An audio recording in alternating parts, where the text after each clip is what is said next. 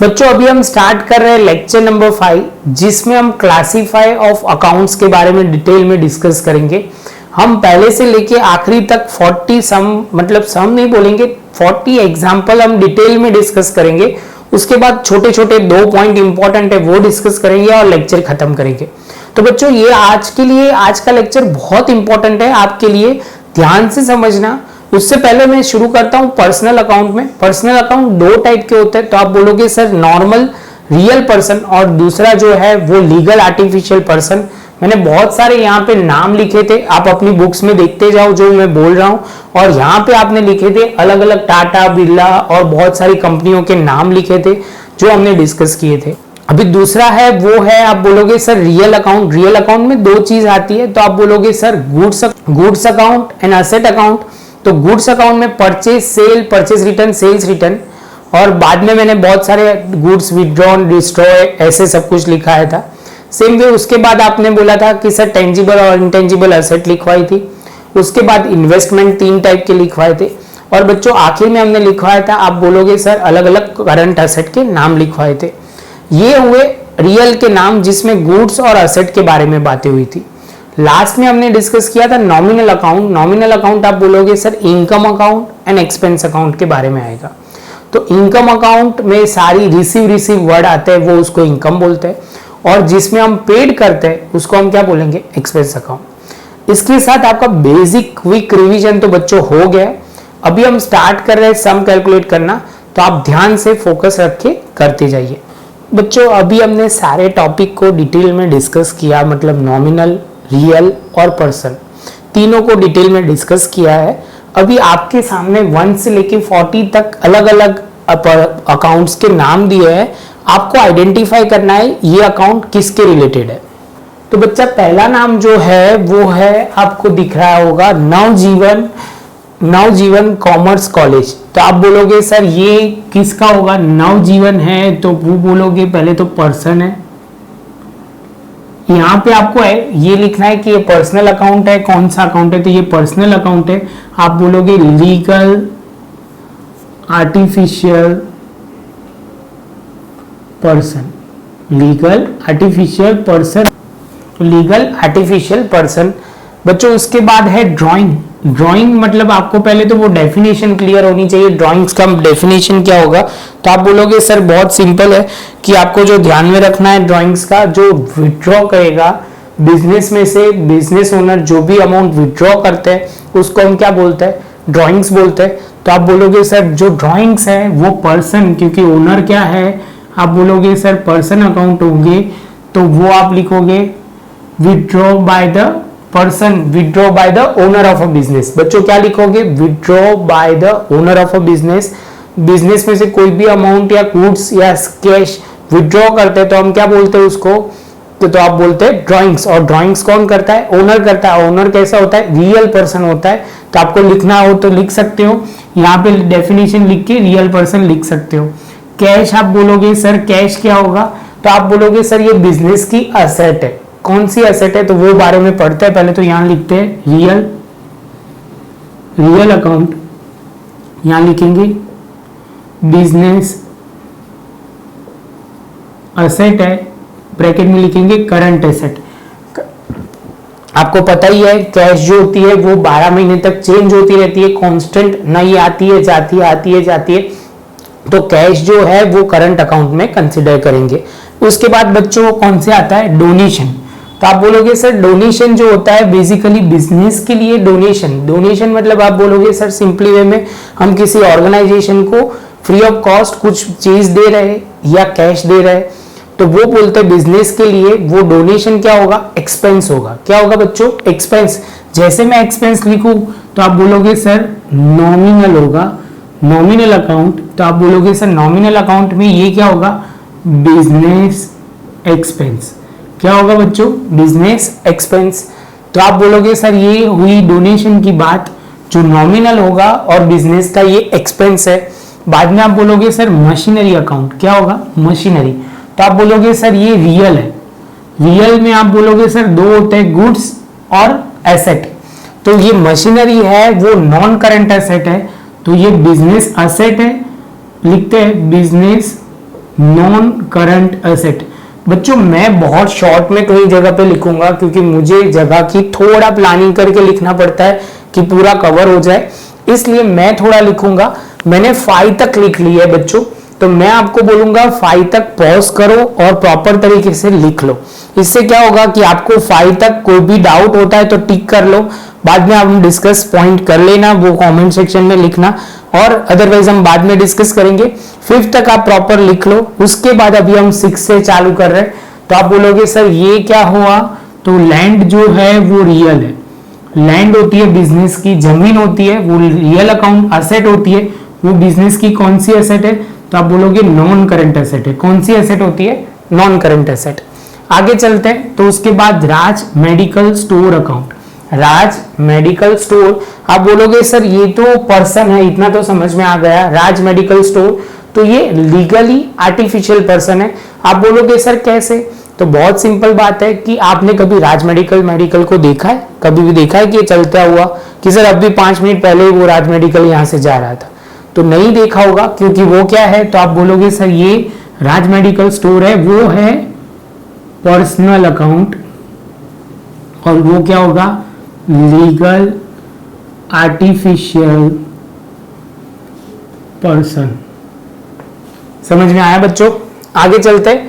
आप बोलोगे sir salary, तो आप बोलोगे सर ये क्या होगा, तो सैलरी जो होती है वो नॉमिनल होगी, नॉमिनल अकाउंट।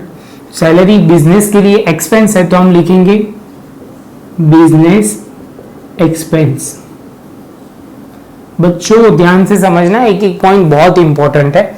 सेम वे आप बोलोगे sir carriage inward, carriage inward मतलब आपको गुड्स लाने के लिए, अभी समझ लो कैरेज इनवर्ड होता क्या है, गुड्स को अपनी लोकेशन में लाने के लिए जो खर्चा करते हैं। सपोज आप समझ लो, मैं और प्रॉपर बोलता हूँ, मैंने क्या बेच रहा था, तो आप बोलोगे सर आप मोबाइल बेचते थे, सालों से ये चल रहा है, दिखा रहे हैं हम ऑन पेपर, तो आप बोलोगे सर क्योंकि हमने जब भी शुरू किया तब मोबाइल से ही शुरू किया था, तो आप बोलोगे सर आप मोबाइल बेच रहे हो, तो मोबाइल बेचोगे तो आप बोलोगे सर सिंपली मैं बोल रहा हूँ कि मोबाइल बेच रहे हो, मोबाइल का कार्टून आके पड़ा हुआ है कि रेलवे स्टेशन पे, तो मुझे लाने के लिए जो एक्सपेंस होगा, क्योंकि मैं तो इतना बड़ा ले नहीं सकता कार्टून, तो मैं कहाँ रखूंगा, मैं एक रिक्शा में रखवा के गोडाउन में लाऊंगा, तो ये जो एक्सपेंस होगा लाने के लिए, तो उसको कैरेज इनवर्ड बोलते हैं। सेम वे कैरेज आउटवर्ड होता है, जैसे सेल्स के लिए हम सपोज करते हैं कि सपोज मान लो कि मैंने आपको 50 मोबाइल भेजने हैं, तो आप बोलोगे सर मैं लेने तो नहीं आ सकता, तो मैं क्या करूंगा, मैं आपको भिजवाऊंगा, तो उसके लिए जो भी एक्सपेंस होगा तो वो क्या बोलेंगे, कैरेज आउटवर्ड। कैरेज आउटवर्ड मतलब कैरेज किसके लिए, गुड्स को बाहर भेजने के लिए, कैसे भेजना है, सेल किया है उसके लिए। परचेस करते हो तो इनवर्ड कैरेज, परचेस करोगे जो कैरेज लगेगी वो आप बोलोगे सर वो कैरेज इनवर्ड होता है, और आप सेल करोगे तब कैरेज जो पे करते हो उसको बोलते हैं कैरेज आउटवर्ड। तो बच्चों वो दोनों एक्सपेंस है, तो आपको ध्यान में रखना है, कैरेज आउटवर्ड हो या इनवर्ड हो, तो आप बोलोगे सर ये नॉमिनल अकाउंट है और बिजनेस एक्सपेंस है। जैसे 10th होगा बच्चों, मैं आपको पॉज करने के लिए बोलूंगा, पहले डिस्कस कर लेते हैं। फर्नीचर आप बोलोगे सर ये रियल है, क्योंकि फर्नीचर बिजनेस की नॉन करंट एसेट है, बिजनेस का नॉन करंट एसेट है। जो बच्चों को सारे पॉइंट क्लियर होंगे उनको ही ये आएगा, सबको ये आना बहुत डिफिकल्ट है। सब्जेक्ट टू आपने वीडियो देखे होंगे तो सबको आएगा, जिसने वीडियो ठीक से नहीं देखा उनके लिए तो ये बहुत डिफिकल्ट है। तो बच्चों बहुत समझ के करना है। आपके 10th हो गए तो आप पहले 10 पॉज करो और लिख लो, उसके बाद हम आगे चलेंगे। तभी हम मान लेते हैं कि आपने पॉज करके यहां तक लिख लिया होगा। अभी कैरेज आउटवर्ड है, तो आप बोलोगे सर कैरेज आउटवर्ड होता है वो बिजनेस का एक्सपेंस होता है। अभी आपने बोला जो एक्सपेंस होता है तो नॉमिनल आएगा, नॉमिनल अकाउंट, तो यहां लिखोगे बिजनेस एक्सपेंस। आगे चलता है स्टेशनरी। बिजनेस में स्टेशनरी बहुत यूज होती है बच्चों, फाइल ये सब कुछ, तो वो जो होगी वो नॉमिनल अकाउंट बिजनेस के लिए क्या होगा, ये एक्सपेंस है। बच्चों आपको फुल फॉर्म में ही लिखना है, वो ध्यान में रखना, तब भी समझ में आएगा, अदरवाइज आप कंफ्यूज होने ही वाले हैं। बाद में वेजीज है बच्चों, वो भी नॉमिनल होगा और बिजनेस एक्सपेंस होगा। उसके बाद आप बोलोगे सर कॉपीराइट। कॉपीराइट आप बोलोगे सर ये पहले तो ये इनटेंजिबल एसेट है, जैसे मैं एसेट बोलूंगा तो आप बोलोगे सर ये क्या आएगा, तो आप बोलोगे सर ये होगा रियल अकाउंट। क्या होगा बच्चों, तो ये रियल अकाउंट होगा। तो आप यहाँ पे लिखोगे कॉपीराइट में रियल अकाउंट और यहाँ पे हम लिखेंगे इनटेंजिबल। तो इनटेंजिबल बिजनेस के लिए क्या है, तो आप बोलोगे सर इनटेंजिबल है वो असेट है बिजनेस की। कॉपीराइट का हमने पूरा डिस्कस किया था जो रियल अकाउंट में आएगा। सेम वे इंटरेस्ट रिसीव, तो इंटरेस्ट रिसीव आप बोलोगे सर ये बिजनेस इनकम है, तो इनकम है तो नॉमिनल अकाउंट, तो यहां लिखेंगे बिजनेस इनकम। सेम वे आगे चलते हैं union bank account. Union bank account तो आप बोलोगे सर बच्चों क्या समझना है, यूनियन बैंक जो भी बैंक होती है, आपने कभी ऐसे यूनियन बैंक को कभी देखा है, तो आप बोलोगे सर हाँ उसका बिल्डिंग हमने देखा है, लेकिन बिल्डिंग देखा है, यूनियन बैंक को कभी देखा है, तो आप बोलोगे नहीं सर। तो यूनियन बैंक क्या है, तो आप बोलोगे सर ये पर्सन है, पर्सनल अकाउंट आएगा। इसमें हम क्या लिखेंगे, तो ये लिखेंगे लीगल आर्टिफिशियल पर्सन।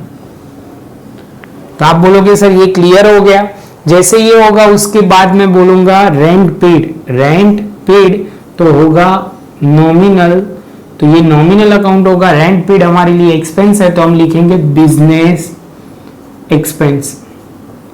आगे चलते हैं बच्चों, अभी ये थोड़ा अच्छा आया रिलायंस शेयर, इसमें ज्यादातर कंफ्यूजन होता है।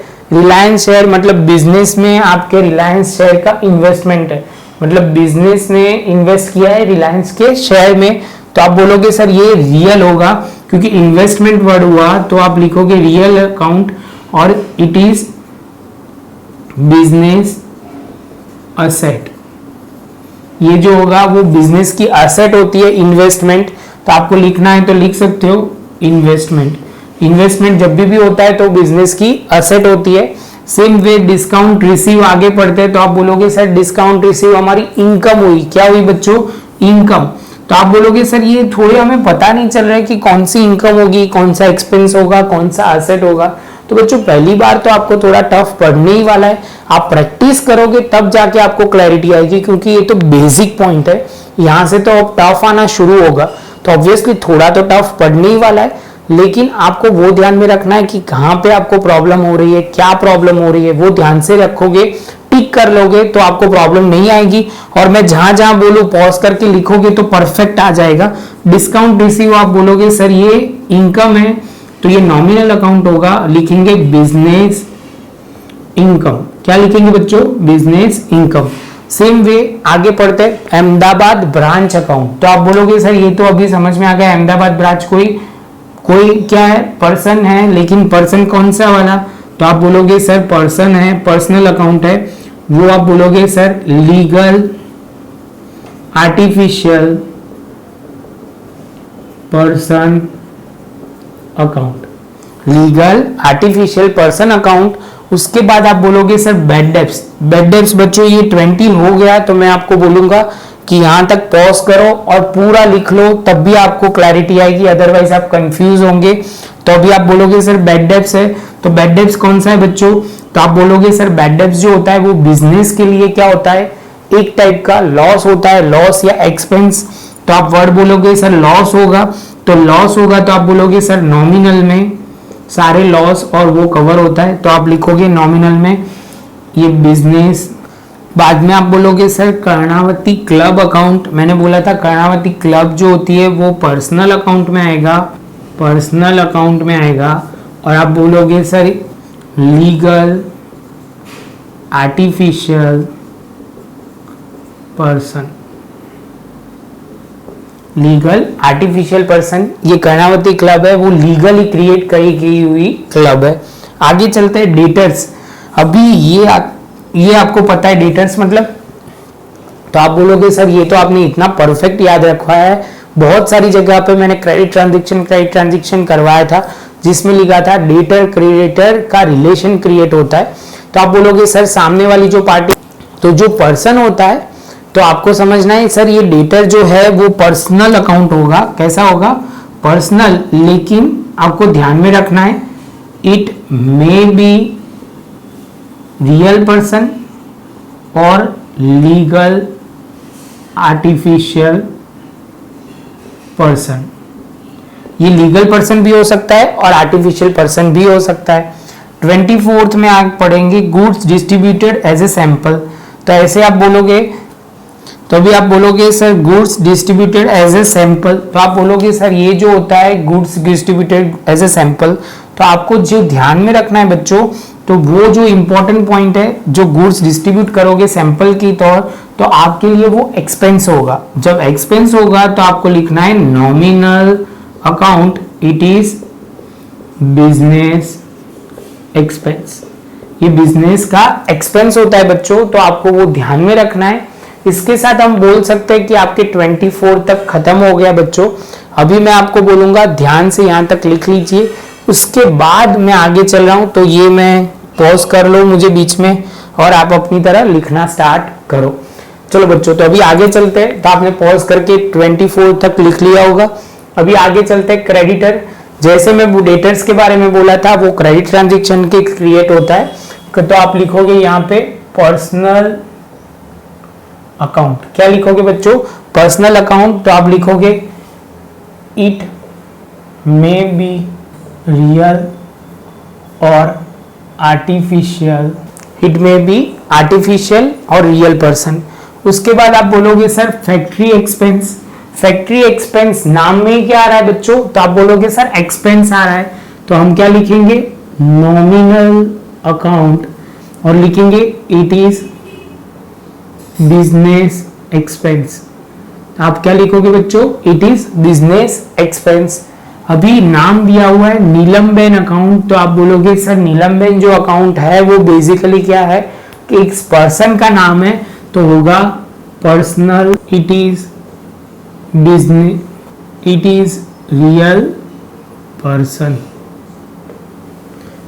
आगे चलते हैं गुजरात गवर्नमेंट अकाउंट। तो आप बोलोगे सर ये तो हमें पता चल गया कौन सा पर्सन है, तो आप बोलोगे सर ये पर्सनल अकाउंट तो है, लेकिन legal artificial personal account, legal artificial person account. उसके बाद रिसीव बैंक इंटरेस्ट। वर्ड क्या लिखा है? Receive bank interest. तो आप बोलोगे सर बैंक इंटरेस्ट हमें मिला है, तो हमारे लिए क्या होगा बच्चों? तो आप बोलोगे सर हमारे लिए ये इनकम होगी, तो आप बोलोगे इनकम है तो सर आएगा नॉमिनल, नॉमिनल अकाउंट और लिखेंगे it is business income, it is business income.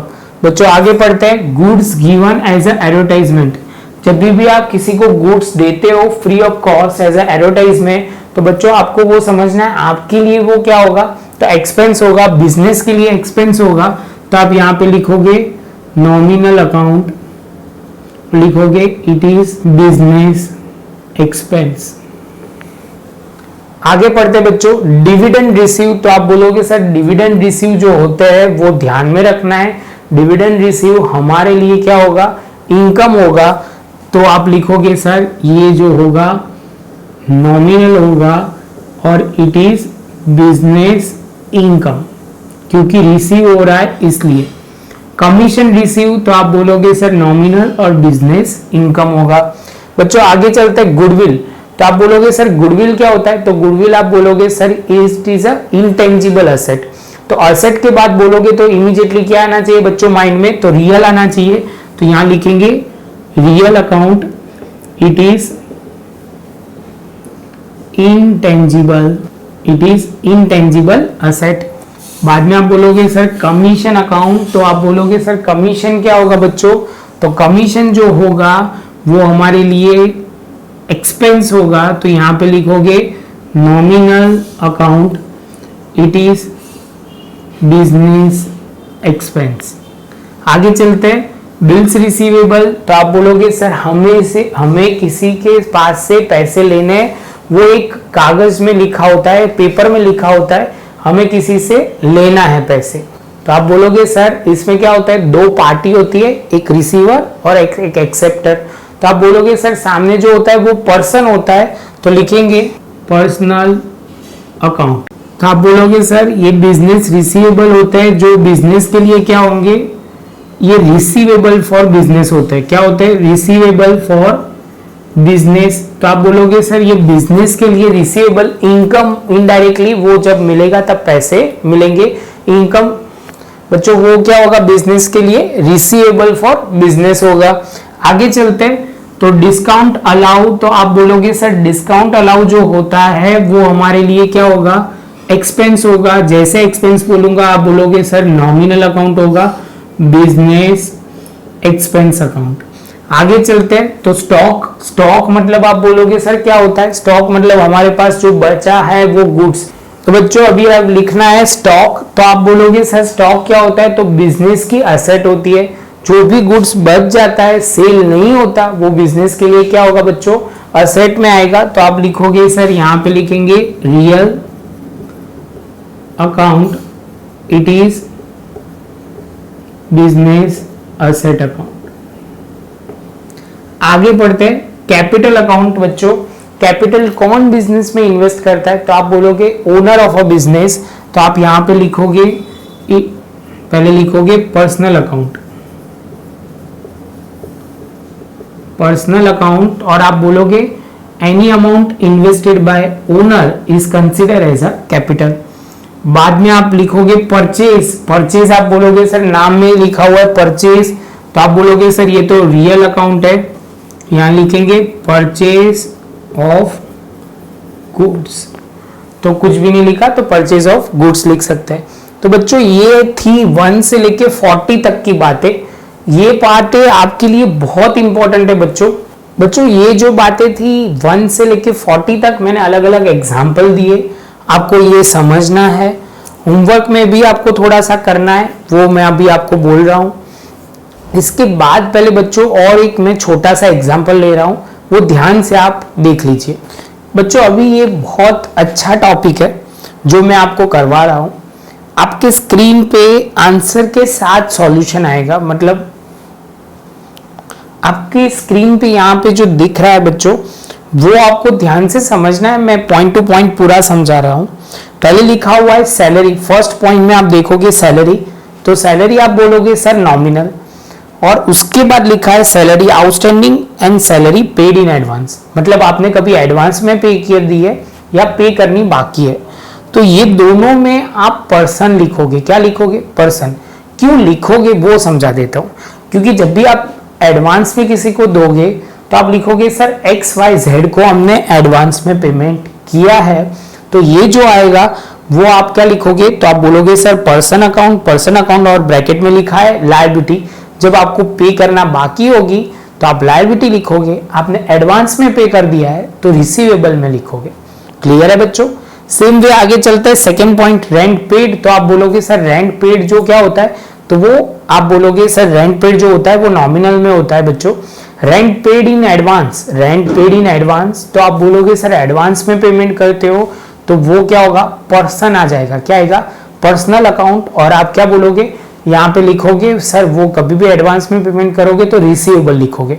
Same way rent paid, इसके बाद आप बोलोगे रेंट आउटस्टैंडिंग, आउटस्टैंडिंग मतलब आपको मिस्टर एक्स को पे करना सर रेंट का बाकी है, तो आप क्या बोलोगे बच्चों, it is a liability, it is a liability. आगे बढ़ते हैं बच्चों, थर्ड पॉइंट कमीशन है, तो आप बोलोगे सर कमीशन पेड नॉमिनल होगा लेकिन कमीशन आउटस्टैंडिंग होगा वो पर्सन होगा। क्यों, क्योंकि लॉजिक वो लगेगा मिस्टर एक्स को कमीशन हमने पे करना बाकी है, इसलिए क्या होगा बच्चों, तो ये पर्सनल होगा। सेम वे आप आगे बढ़ोगे, कमीशन पेड इन एडवांस, तो आप क्या लिखोगे बच्चों, उसमें लिखोगे इट इज अ रिसीवेबल, क्योंकि कमीशन पेड इन एडवांस, तो आप क्या लिखोगे बच्चों, इट इज अ, हमने किसी को एडवांस में पेमेंट कर दिया है, तो आप बोलोगे इट इज अ रिसीवेबल। आगे बढ़ते हैं, ब्रोकरेज पेड, वो आप समझना है, ब्रोकरेज मतलब वो क्लियर करवा देता हूं। ब्रोकरेज मतलब जो बिजनेस में क्या होता है कि दो साइड से कमीशन लेता है। जैसे आप फ्लैट बेचने जाओगे ना, फ्लैट बेचने जाओगे तो जो परचेजर के पास पे भी वो क्या लेगा, कमीशन लेगा, और सेलर के पास पे भी कमीशन लेगा। तो जो इनकम उसको होती है ब्रोकरेज, जिसको हम वर्ड यूज करते हैं दलाल, क्या यूज करते हैं, दलाल, बहुत फेमस है, नॉर्मल है। ब्रोकर क्या करता है, ब्रोकरेज लेता है, उसको वर्ड बोलते हैं ब्रोकर। क्या बोलते हैं बच्चों, दलाल गुजराती वर्ड है और जो ब्रोकर है वो नॉर्मल वर्ड है जो हम यूज करते हैं। तो आप बोलोगे सर वो दोनों साइड से दलाली लेता है, मतलब ब्रोकरेज लेता है। तो आप बोलोगे सर ब्रोकरेज लेता है, उसमें क्या होता है, तो ब्रोकरेज पेड करोगे आप तो आपके लिए क्या होगा, एक्सपेंस, एक्सपेंस है तो नॉमिनल।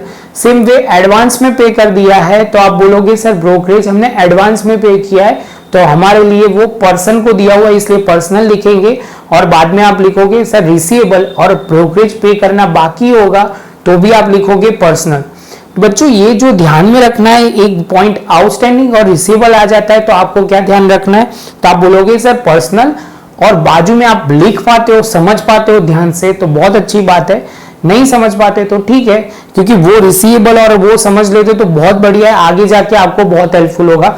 ये बहुत आगे जाके आएगा, मतलब अभी 2 महीने के बाद वो जो रिसीवेबल पेएबल होगा वो कंसेप्ट फिर से आएगा, तो वो आगे की बात है। अभी के लिए इतना ही काफी है। तो ये पॉइंट आपको टोटल लिखना है बच्चों अपनी नोट्स में, तब भी जाके आपको क्लियर होगा। सेम वे इनकम के मैं 2 पॉइंट कवर कर रहा हूं। इसमें कमीशन रिसीव बोला गया है तो आप रिसीव बोलोगे तो इनकम होगा, क्या होगा बच्चों, रिसीवेबल जो होगा वो आपकी इनकम होगा, और same way outstanding and receive in advance जो होगा पर्सनल अकाउंट होगा। सेम वे ब्रोकरेज रिसीव हो रही है तो नॉमिनल है, और आप बोलोगे सर रिसीव एडवांस में है या आउटस्टैंडिंग है तो पर्सनल होगा। तो बस बच्चों ये पॉइंट ध्यान में रखना है, आप अपनी नोट में अच्छी तरह लिख लो। बच्चों आपको ध्यान में रखना है, ये पॉइंट बहुत इंपॉर्टेंट है, आप जितना प्रॉपर तरीके से समझोगे आपके लिए बहुत हेल्पफुल होगा। यहाँ पे भी कोई डाउट होता है तो आप पूछिए, तो आपका डाउट क्लियर हो जाएगा। आपको ये वीडियो अच्छा लगा हो तो लाइक शेयर सब्सक्राइब जरूर कीजिए।